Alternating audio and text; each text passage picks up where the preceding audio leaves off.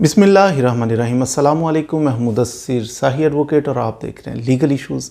आज का legal issue ये है कि कराची के अंदर एक फ़ैसला है, इंसदाद दहशतगर्दी की अदालत ने फ़ैसला सुनाया जिसके अंदर बड़ी हलचल मची हुई है कि ये क्या हुआ, इंसाफ का गला घोंट दिया गया, ये हो गया, वो हो गया, एक हाइप सा क्रिएट हो गया।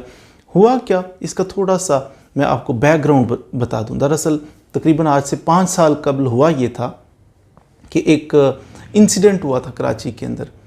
एक थे नकीबुल्ला महसूद और इनके 3 साथी। इनको पुलिस ने क्या किया, एक एनकाउंटर किया, एक पुलिस मुकाबला, उसके अंदर इनको मर्डर कर दिया। कहा यह गया कि ये जो पुलिस मुकाबला जैली पुलिस मुकाबला पुलिस वालों ने बना लिया। इसके अंदर मेन जो मुलजिम थे वो थे एसएसपी थे साहब का, एसएसपी साहब थे, उनका नाम था राव अनवार। इन्होंने जैली मुकाबला पुलिस मुकाबला बनाया और इन्होंने इन लोगों को मर्डर कर दिया। ये केस था, केस चला उस 5 साल कबल। फिर बहुत ज़्यादा शोर शराबा हुआ इसके ऊपर। इवन कि वहाँ उस वक्त जो चीफ़ जस्टिस थे मिस्टर जस्टिस साकिब निसार साहब, उन्होंने सो मोटा एक्शन भी इस पे लिया और बड़ा इसमें कोशिशें की गई कि इंसाफ करना है जी, इसको एक प्रेसिडेंट सेट करनी है। लेकिन हुआ क्या, एट द एंड आजकल जो फैसला आया बड़ा आवाम के अंदर डिसअपॉइंटमेंट भी उस वजह से फैली है। वो ये है कि अदालत ने तकरीबन सारे मुलजमान को बरी कर दिया। अब सारे मुलजमान को बरी कर देना ऐसे केस में, और हैरत आवाम को इस वक्त ज़्यादा इस चीज़ पे हो रही है कि जब जीआईटी बनी थी ना, बड़ी हाइप क्रिएट हो गई कि जनाब पुलिस वालों ने, राव अनवार पे इल्ज़ाम था कि इन्होंने कुछ पुलिस वालों के साथ मिल के, तकरीबन 25 लोग थे जो शामिल किए गए इस केस के अंदर, चालान किए गए। अब इनके साथ सब पुलिस वालों मिलके तो बंदी इन्होंने अरेस्ट किए हुए थे, पकड़े हुए थे, पकड़ के तो इन्होंने जनाब खुद उनको मर्डर करके तो उसको एक रंग दे दिया कि ये एक पुलिस मुकाबला है। अब इसके बाद जीआईटी जो बनी थी ना उस वक्त, जॉइंट इन्वेस्टिगेशन टीम, तो वो पुलिस की थी। इन्वेस्टिगेट हुआ तो उन्होंने कहा नहीं, ये तो जालिम पुलिस मुकाबला है, ये जेन्युइन नहीं है, रियल नहीं था पुलिस मुकाबला, पुलिस के साथ कोई मुकाबला नहीं हो रहा था। अब वो रिपोर्ट आने के बाद कैसे अदालत ने बरी कर दिया सबको। बरी करना यानी कि केस बनता नहीं है इनका, छोड़ दिया। इसके फैक्ट्स क्या हैं केस के, वो मैं आपको अर्ज़ कर देता हूँ कि किन ग्राउंड्स के ऊपर, किन बेसिस के ऊपर। डिटेल तो सारी हम एक्सप्लेन नहीं कर सकते, लेकिन मेन वजह बता देता हूँ जिससे आपके जहन के अंदर जो एक इबहाम पाया जाता है कि क्यों अदालतें बरी कर देती हैं ऐसे बड़े बड़े केसेस में जहाँ पे बहुत ज़्यादा जुल्म ज़ाहिर नज़र आता है, तो अदालत कैसे बरी कर देती है। तो इसकी मैं रीज़न अर्ज़ कर देता हूँ। आपने कभी देखा कि जब इंसाफ की बात करें तो एक मुजस्मा सा बना होता है, तो मुजस्मे की आंखों के ऊपर पट्टी बंधी होती है।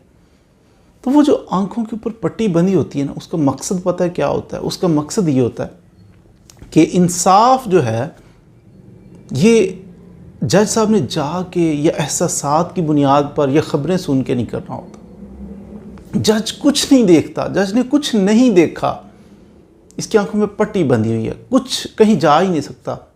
हाँ, जज साहब के पास जो कुछ भी होगा, वो जो डॉक्यूमेंट्स होगा, जो डॉक्यूमेंट्स प्रोड्यूस, एविडेंस प्रोड्यूस की जाएगी, वो डॉक्यूमेंट्री हो सकती है, वो आई विटनेस हो सकते हैं, गवाहान हो सकते हैं, उनकी बुनियाद के ऊपर जज साहब ने फैसला करना है। आपको पता है इस केस के अंदर हुआ क्या? इस केस के अंदर हुआ ये, केस बड़ा अच्छा चल रहा था, बहुत सारी सॉलिड एविडेंस थी, लेकिन चलते चलते फैसले की बुनियाद बनते हैं हमेशा गवाह और डॉक्यूमेंट्स। अब यहाँ क्या हुआ कि गवाहान एक एक करके तो मुनहरिफ होना शुरू हो गए अपने बयानात से। जो बेस थे, जो पुलिस ऑफिसर जो बेस थे, जिन्होंने कहा कि हमने देखा, ये हुआ, वो हुआ, अब उनकी एविडेंस की बुनियाद पर सज़ा होना थी। जब एविडेंस ख़त्म कर दी जाए, एलिमिनेट कर दी जाए, तो फिर जज साहब, उनकी तो आंखों पे पट्टी बंदी है, ना तो उन्होंने जाके देख लेना है, कोई गवाह आके गवाही देगा तो इस बुनियाद पर जज साहब फैसला करेंगे ना। तो जो गवाह जिन्होंने स्टेटमेंट दी, उन्होंने कहा नहीं, मेरी स्टेटमेंट तो ज़बरदस्ती ली गई है, मुझसे, मुझ पर प्रेशर डाल के ली गई है। राव अनवार साहब तो बड़े ऑनेस्ट हैं, इनका तो बिल्कुल बनता नहीं है केस। एक मुनहरिफ हुआ, 2, 3, 4, 5, 6, 7 गवाहान पुलिस वाले जो हैं मुनहरिफ हो गए अपनी स्टेटमेंट से। और जज साहब के पास क्या ऑप्शन था कि जज साहब क्या करते? वो कहते नहीं हमारी स्टेटमेंट नहीं है, ये तो प्रेशराइज करके हमसे स्टेटमेंट, उस वक्त हमारे ऊपर प्रेशर था। ऐसा कुछ भी नहीं है। अब आई विटनेस कोई मीडिया पे आपने देखा बहुत ज़्यादा हाइप क्रिएट हुआ था, तो कोई मीडिया का कोई नुमाइंदा जाके क्या उसकी बेसिस पे हो सकती है किसी को सज़ा? नहीं। मेरे कहने पे सज़ा हो सकती है, आपके सोचने पे, सोशल मीडिया पे आपने कुछ देखा या मीडिया पे कहीं देखा, आपके देखने के, आपके तसव्वुर करने से बज़ाहिर हम बहुत कुछ देखते हैं, बहुत कुछ सुनते हैं, हमारे ज़हन में ये बात आती है कि ये गलत है, ऐसा नहीं। लेकिन महज सोचने से क्या कुछ होगा? थोड़ा सा अगर सोसाइटी के अंदर सिविल सोसाइटी इसको आवाज़ बुलंद करे तो थोड़ा सा इतना प्रेशर होता है कि इन्वेस्टिगेशन हाई अलर्ट हो जाता है एक दफ़ा। लेकिन फ़ैसला इस बुनियाद पर नहीं हो सकता। फ़ैसला होगा तो डॉक्यूमेंट्स की बुनियाद पर, एविडेंस की बुनियाद पर।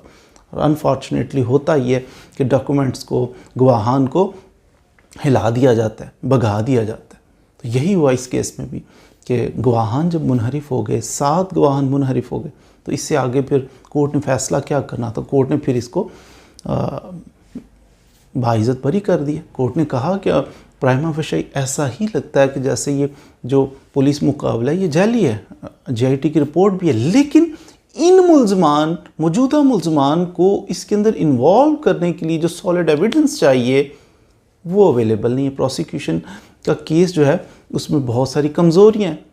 तो जब मशकूक हो जाए केस, कमज़ोरियाँ आ जाएं उसके अंदर, तो फिर उसका फ़ैसला नहीं किया जा सकता। जज सब उस वक्त फ़ैसला करते हैं जब क्रिस्टल क्लियर कोई चीज़ हो। इसी चीज़ का बेनिफिट ऑफ डाउट जो है हमेशा मुल्ज़िम को दिया जाता है, जिसकी वजह से हम बहुत ज़्यादा डिसअपॉइंट भी होते हैं कि बड़े बड़े मगरमच्छ हैं वो बच जाते हैं, बड़े बड़े क्रिमिनल्स बच जाते हैं। डिसअपॉइंटमेंट फैलती है सोसाइटी के अंदर, ये एक कलमी है। बहरहाल अब इनके पास क्या रेमेडी है? मुद्दई के पास वो क्या कर सकता है? वो ये कर सकता है कि इसको चैलेंज किया जा सकता है, अपील फ़ाइल की जा सकती है हाई कोर्ट के अंदर, सिंध हाई कोर्ट के अंदर अपील फ़ाइल करें, अपील अगेंस्ट एक्विटल। लेकिन रिमेंबर वन थिंग कि इसके चांसेस जो हैं वो बहुत कम होते हैं अपील अगेंस्ट एक्विटल मंजूर होने के। होते हैं, मैं डिस्करेज नहीं कर रहा कि आपको कभी अपील अगेंस्ट एक्विटल नहीं फ़ाइल करनी चाहिए, लेकिन इसके चांसेस, क्योंकि एक प्रिजम्पशन अटैच हो जाती है कि ये बंदा, एक कोर्ट ने इसको बरी किया, तो एक प्रिजम्पशन पहले इनोसेंट ही समझा जाता है। पहली प्रिजम्पशन तो है कि हमेशा अक्यूज्ड को इनोसेंट समझता है अनटिल के अदरवाइज प्रूव हो जाए, एक प्रिजम्पशन। सेकंड प्रिजम्पशन अब कोर्ट ने भी उसको बरी कर दिया, तो अब फिर अपील अगेंस्ट एक्विटल के चांसेस कम होते हैं।